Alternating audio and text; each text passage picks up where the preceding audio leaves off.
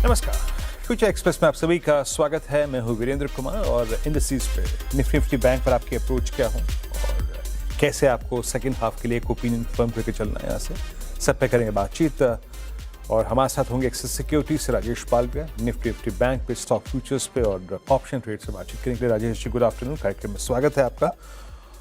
मैं आता हूँ आपके पास, लेकिन उससे पहले निफ्टी की ट्रैजेक्टरी को देखते हैं। It's 25318, Nifty bank 59581।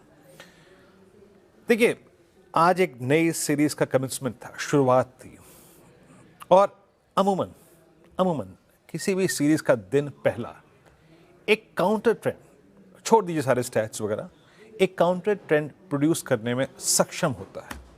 And more specially अगर पिछली सीरीज पेनफुल रही हो और पिछली सीरीज का आखिरी सेशन स्पेशली सेकेंड हाफ एक मीनिंगफुल लो लगा के आया हो। कल निफ्टी का लो क्या था? That again 24920। वीकली पे क्या था वो? दैट वाज 50 वेमा, एक डबल बॉटम का सेंस था। निफ्टी बैंक अगर आप देखें जो कल लो था वो क्या था? 20 वेमा और डेली चार्ट्स पे it was precisely 100 day exponential average. Nifty bank में एक धड़ा दैट वाज पीएसयू बैंक बहुत स्ट्रॉन्ग थे। वो हर बार निफ्टी बैंक को एक सिंकिंग जोन से उठाकर पिक करके लाके ऊपर एक सेफ ट्रैजेक्टरी में छोड़ देते थे। मैं अपनी रणनीति का आज अगर आप बारीकी से पढ़ें तो एक क्लियर मैसेज ये लिखा था, एक काउंटर ट्रेंड प्रोड्यूस करने में ये दिन कैपेबल है, सक्षम है, बशर्ते ये वो करे जो शुरुआत में कल नहीं कर पाया था या फिर जो क्लोज में नहीं कर पाया फाइनली। And that was 25200। ये कल का भी थ्रेशोल्ड पॉइंट था, ये आज का भी थ्रेशोल्ड पॉइंट था। RS1 स्क्रीन पे लेके आइएगा। The moment you will cross और you will sustain about that first pivot point 25231, a swing towards 281309 और 309 के ऊपर अगर आप सस्टेन हो गए तो आप अल्टीमेटली जाके हिट करेंगे 25356 एंड देन 393। 393423 के आगे की टिप्पणी क्यों नहीं कही गई थी? 393 क्या था?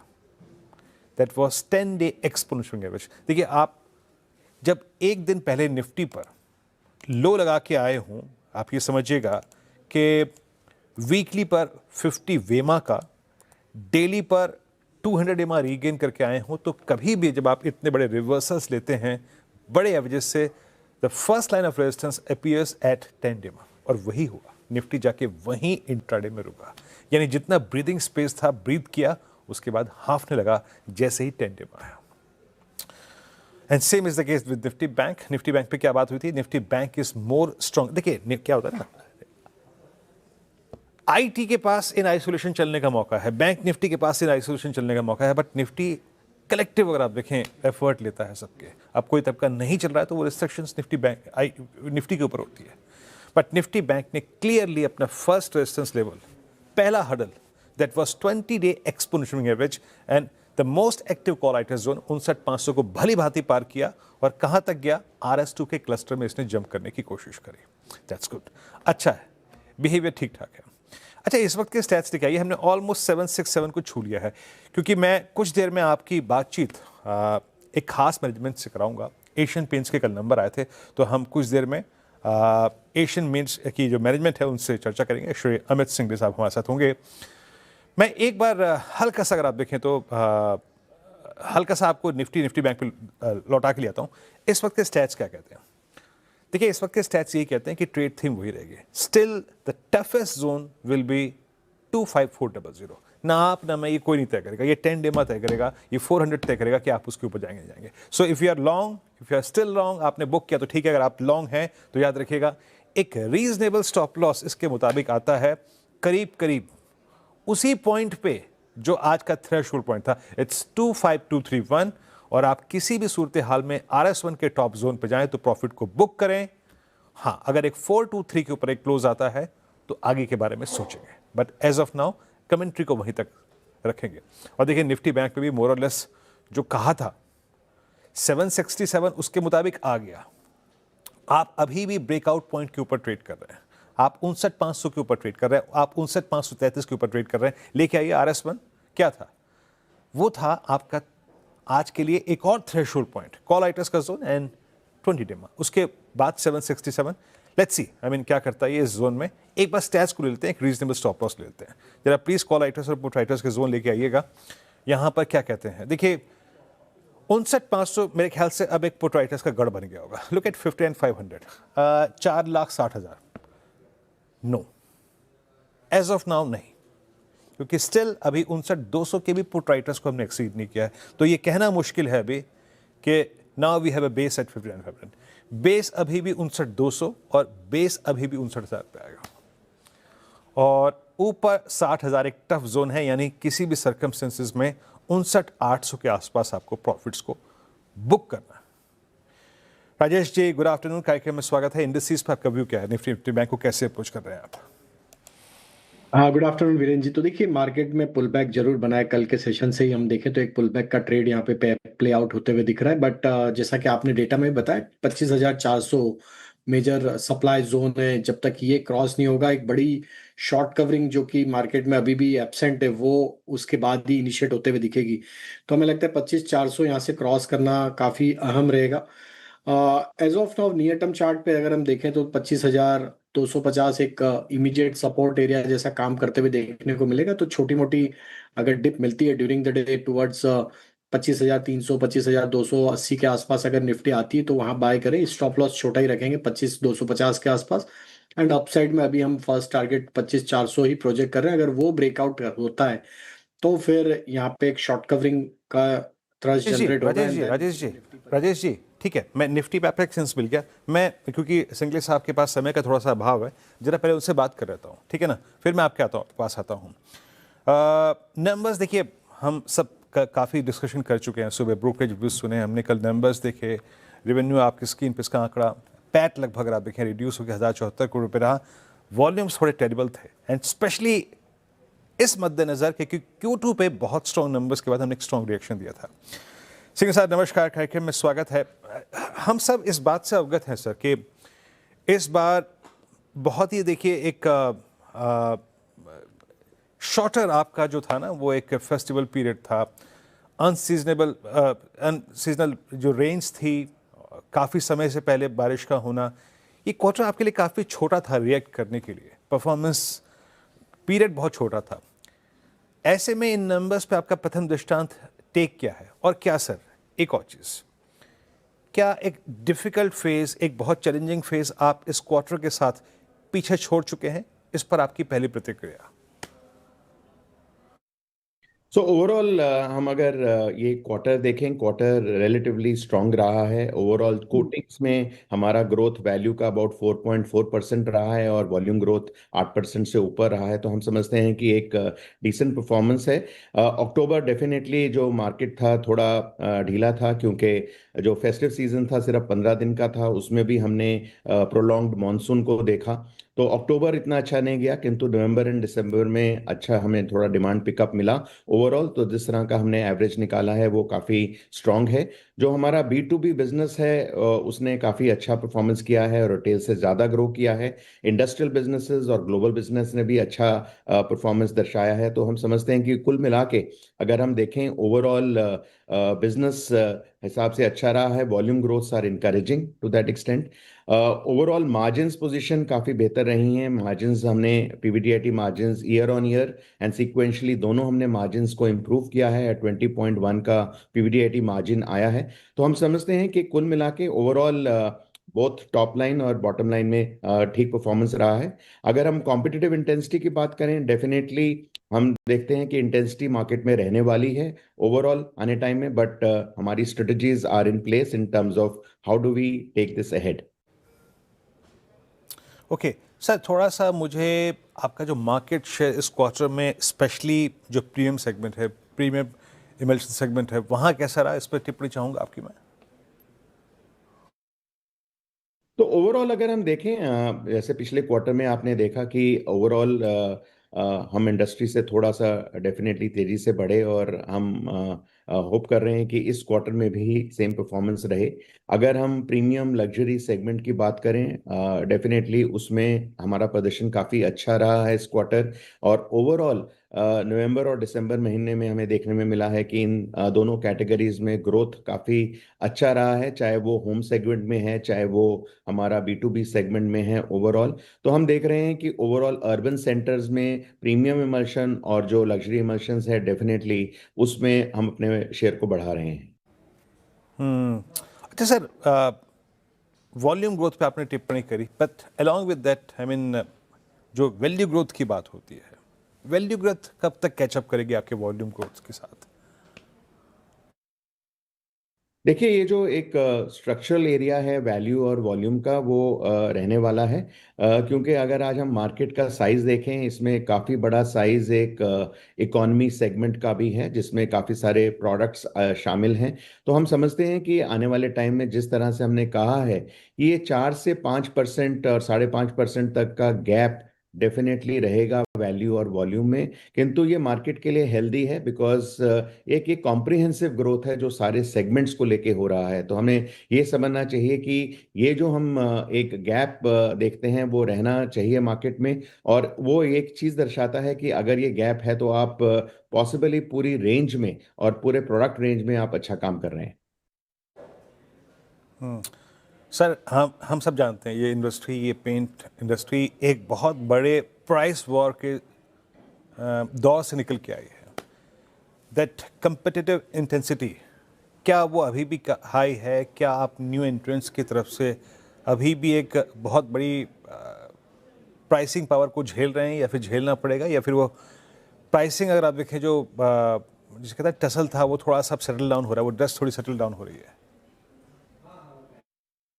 सो ओवरऑल देखिए, कॉम्पिटिटिव इंटेंसिटी डेफिनेटली इस सेक्टर में रहने वाली है। कुछ कंसोलिडेशन भी हो रहा है पेंट कंपनीज का। तो ओवरऑल समझते हैं कि चाहे वो प्राइसिंग का एरिया है, चाहे वो डिस्काउंटिंग का एरिया है, चाहे वो चाहे वो डायरेक्ट रिटेलर पे कॉम्पिटिटिव इंटेंसिटी है, चाहे स्टेक होल्डर्स पे है, चाहे वेरियस बिजनेसेस पे हैं, चाहे वो B2B बिजनेस है, चाहे वो इंडस्ट्रियल है। तो हम समझते हैं कि जो कॉम्पिटिटिव इंटेंसिटी है वो रहने वाला है। और ये एक चीज ऐसी है कि इस समय में आपको अपनी स्ट्रेंथ्स के ऊपर काम करना है, किस तरह से आपको मार्केट में इनोवेशन लाना है, किस तरह से डिमांड कंडीशंस को बढ़ाना है। तो हम अपना पूरा ध्यान उसकी तरफ सीमित कर रहे हैं ताकि आने वाले टाइम में ये कंपटीशन जो है वो रहेगा। हम उसके आगे हम क्या काम कर सकते हैं, क्या क्या नई चीज़ें एक्साइटमेंट्स मार्केट में ला सकते हैं ताकि हम निरंतर जो प्रीमियम कैटेगरीज हैं, जो ओवरऑल हमारे रूरल और अर्बन सेंटर्स हैं, उसमें हम काम कर सकें और अच्छी काइंड ऑफ ग्रोथ ला सकें। सर, आपसे आखिरी प्रश्न पूछूंगा। आपने सिनारियो, सर्कमस्टेंसेस सब पे, अगर आप देखें कंपेटिटिव एनवायरनमेंट, सब पे टिप्पणी करी। Considering all this I think factors, अगले कुछ क्वार्टर्स में आप क्या ग्रोथ देख रहे हैं, क्या ग्रोथ एक्सपेक्ट कर रहे हैं? ओवरऑल अगर हम रॉ मटेरियल प्राइसेस देखें, क्रूड के ऊपर काफ़ी कुछ निर्भर है, क्योंकि जो हमारे मोनोमर्स हैं और कुछ क्रूड लिंक्ड डेरिवेटिव प्रोडक्ट्स हैं, उनके ऊपर काफ़ी अंतर पड़ता है। तो देखिए, आज की तारीख में हम देख रहे हैं क्रूड में ओवरऑल थोड़ी वॉलेटिलिटी रहती है, और जिस तरह से रुपी डॉलर का भी तुलना है उसमें भी कुछ रुपी का डेप्रिसिएशन हम देख रहे हैं। किंतु जो जियोपॉलिटिकल सिचुएशन है, जिस तरह से वो निकलेगी, काफ़ी कुछ उसके ऊपर आधारित करेगा कि क्रूड किस तरह से क्या शेप लेता है, किस तरह से रहता है। पर हमारा अनुमान है कि जो आने वाला क्वार्टर है उसमें ओवरऑल डिफ्लेशन ही रहेगा, रॉ मटेरियल प्राइसेस ज़्यादा बढ़ेंगे नहीं। तो हम समझते हैं कि प्राइसेस काफ़ी स्टेबल रहेंगी। चलिए सर, बहुत बहुत शुक्रिया, आप इस कार्यक्रम में शामिल हुए। सभी पहलुओं पर बात की अमित जी आपने, और अगले क्वार्टर्स के लिए एक दृष्टिकोण भी पेश किया अपना। बहुत बहुत शुक्रिया sir, and best of luck for next quarter from entire CNBC आवाज़ टीम। चलिए, थे एशियन पेंट्स की मैनेजमेंट, और एशियन पेंट्स के इस टॉपिक आउटलुक भी लेंगे। देखिए, आज ये क्रैक हुआ था, हालांकि अगर आप इंटरडे बेसिस पे देखें तो एक सब्सटेंशियल रिकवरी है। आई थिंक 2463 का एक लो लगाया था, वहाँ से एक से 35-50 रुपये की रिकवरी आ चुकी है।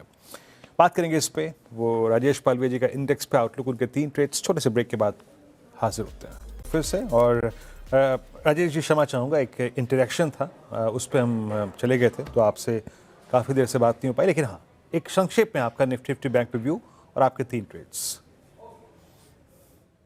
तो देखिए, निफ्टी में तो बाय ऑन डिप्स की रणनीति रखेंगे जब तक हम 25,250 के ऊपर ट्रेड कर रहे हैं, और टारगेट इमीडिएट हमें लगता है 25,400, और अगर वो ब्रेकआउट होता है तो फिर 25,500, 25,550 की तरफ भी बढ़ सकते हैं। वो शॉर्ट कवरिंग का थ्रस्ट जनरेट होगा। बैंक निफ्टी में अगर हम देखें तो इमीडिएट हर्डल जो बना हुआ है करीब 59,700 के आसपास स्पॉट पे major cluster of supply zone है। अगर ये 59,700 को क्रॉस करता है तो यहाँ भी एक अच्छा मूव अनफोल्ड होते हुए दिखेगा टुवर्ड 60,000 की तरफ। यहाँ पे भी अभी रणनीति बाय ऑन डिप्स की रखेंगे ऑन द डाउन साइड जब तक हम 59,000 और 250 के ऊपर बने हुए छोटी मोटी डिप में बाय करेंगे। बैंक निफ्टी को टारगेट एम करेंगे हम यहाँ से 59,750 और 60,000 का। स्टॉक स्पेसिफिक बात करें तो जो थीम कंटिन्यूटी बनाई हुई है वहीं पे हम फोकस करेंगे। पहला stock Jindal steel and power पसंद आ रहा है। यहाँ पे एक अच्छा फ्रेश ब्रेकआउट देखने को मिला है और सीरीज के पहले दिन जिस तरीके से स्टॉक में अब 1100 के ऊपर सस्टेन होते हुए दिख रहा है तो ये फ्यूचर बाय करेंगे Jindal steel and power and upside के टारगेट 1160 1170 की तरफ एक्सपेक्ट कर रहे हैं। On the down side stop loss suggest करेंगे 1100 के आसपास। दूसरा stock PSU banking basket bank of India, एक स्ट्रॉन्ग स्टॉक पूरे पीएसयू बैंकिंग बास्केट में और जिस तरीके से वीकली डेली टाइम फ्रेम पे स्टॉक एक कंटिन्यूटी ऑफ अप ट्रेंड को यहाँ पे डिस्प्ले कर रहा है। हमें लगता है ये इसका नेक्स्ट टारगेट 175 से 180 की तरफ बनते हुए दिख सकता है। On the down side stop loss suggest करेंगे करीब 162 का। और तीसरा स्टॉक जो पसंद आ रहा है वो है ऑयल एंड गैस सेक्टर से और उसमें हमें लगता है जिस तरीके से ओएनजीसी ने यहाँ पे अब ब्रेकआउट जनरेट किया ऑलमोस्ट 8% अप है ऑलमोस्ट स्टॉक। बट हमें लगता है जिस तरीके का ब्रेकआउट बना है यहाँ पे हमें नेक्स्ट टारगेट ओएनजीसी का लगता है आ सकता है वो करीब 285 की तरफ अब ये टारगेट बन सकते हैं। तो ओएनजीसी बाय एंड एक्यूमुलेट करेंगे, स्टॉप लॉस रखेंगे 260 का। ओके, तो ये ओएनजीसी हो गया एक आपका। और देखिए अपस्ट्रीम कंपनियों ने आज क्या अपना दबदबा बनाया हुआ है। Crude at 68 and ONGC and Oil India 9% ऊपर है जनाब। आज क्या गजब का मूव दिया इस स्टॉक ने।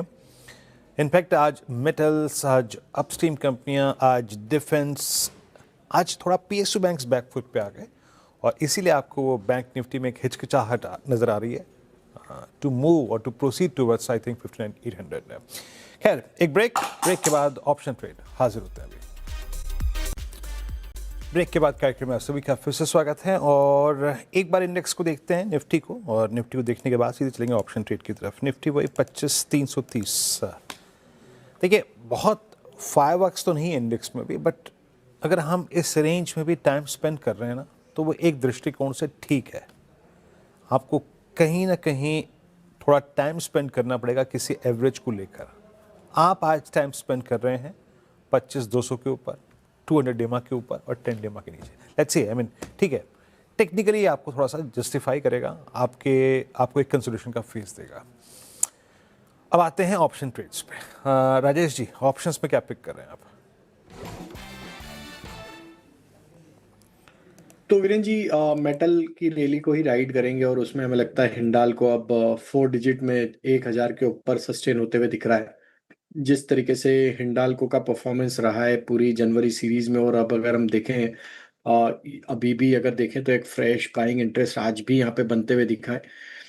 लॉन्ग टर्म चार्ट पे एक अच्छा बड़ा ब्रेकआउट ऑलरेडी यहाँ पे लार्जर टाइम फ्रेम पे ऑलरेडी रजिस्टर हो चुका है। तो 1,000 की स्ट्राइक का कॉल ऑप्शन जो कि करीब 37-38 रुपए के आसपास ट्रेड कर रहा है, ये बाय करने की सलाह है। इसके टारगेट एक्सपेक्ट कर रहे हैं हम करीब 55 से 58 की तरफ। On the down side stop loss suggest करेंगे करीब 30 रुपए के आसपास। तो 1,000 की स्ट्राइक का हिंडाल्को का कॉल ऑप्शन बाय करने की सलाह है। 1,000 की स्ट्राइक हिंडाल्को की आपको पिक करनी है। लॉन्ग साइड पे 4% हिंडाल्को ऊपर ट्रेड करता हुआ 1,002 पे at all time high. Metals की साइकिल क्या रही जनाब ये और मुझे याद है फरवरी 3 को हिंडाल्को का भाव करीब 80 रुपये हुआ करता था। पहली साइकिल में गया जनाब ये 620, फिर रिट्रेस हुआ कहाँ तक 300 तक का। इसकी साइकिल ऐसी होती है। फिर एक हाई लगाया करीब 773 का, रिट्रेस हुआ 500 पे एंड फाइनली इस बार के इस रिवर्सल में 1,000 रुपये दोगुना हो गया स्टॉक। इसे कहते हैं मेटल्स। खैर राजेश जी बहुत बहुत शुक्रिया, आप इस कार्यक्रम में शामिल हुए। सभी स्टॉक्स इंडस्ट्री पर आया क्या आपने। एक ब्रेक, अगली मुलाकात होगी 2 बजे कमाई का अड्डा में। तब तक के लिए